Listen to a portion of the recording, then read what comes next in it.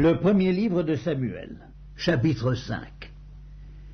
Les Philistins prirent l'arche de Dieu et ils la transportèrent d'Ébénézer à Asdod.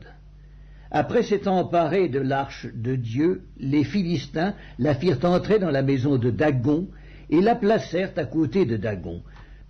Le lendemain, les Asdodiens, qui s'étaient levés de bon matin, trouvèrent Dagon étendu la face contre terre devant l'arche de l'Éternel. Ils prirent Dagon et le remirent à sa place. Le lendemain encore, s'étant levés de bon matin, ils trouvèrent Dagon étendu la face contre terre devant l'arche de l'Éternel.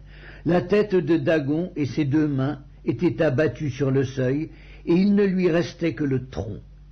C'est pourquoi, jusqu'à ce jour, les prêtres de Dagon et tous ceux qui entrent dans la maison de Dagon à Asdod ne marchent point sur le seuil.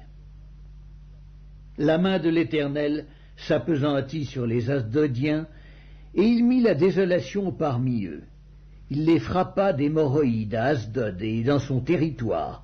Voyant qu'il en était ainsi, les gens d'Asdod dirent « L'arche du Dieu d'Israël ne restera pas chez nous, car il a pesanti sa main sur nous et sur Dagon, notre Dieu. » Et ils firent chercher et assemblèrent auprès d'eux tous les princes des Philistins, et ils dirent « Que ferons-nous de l'arche du Dieu d'Israël » Les princes répondirent « Que l'on transporte à Gath l'arche du Dieu d'Israël » Et l'on y transporta l'arche du Dieu d'Israël.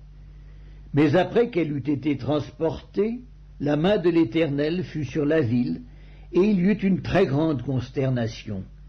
Il frappa les gens de la ville depuis le petit jusqu'au grand, et ils eurent une éruption d'hémorroïdes. Alors ils envoyèrent l'arche de Dieu à Écron. Lorsque l'arche de Dieu entra dans Écron, les Écroniens poussèrent des cris en disant « On a transporté chez nous l'arche du Dieu d'Israël pour nous faire mourir, nous et notre peuple. » Et ils firent chercher et assemblèrent tous les princes des Philistins, et ils dirent « Renvoyez l'arche du Dieu d'Israël, qu'elle retourne en son lieu, et qu'elle ne nous fasse pas mourir, nous et notre peuple. » Car il y avait dans toute la ville une terreur mortelle. La main de Dieu s'y appesantissait fortement. Les gens qui ne mouraient pas étaient frappés d'hémorroïdes, et les cris de la ville montaient jusqu'au ciel.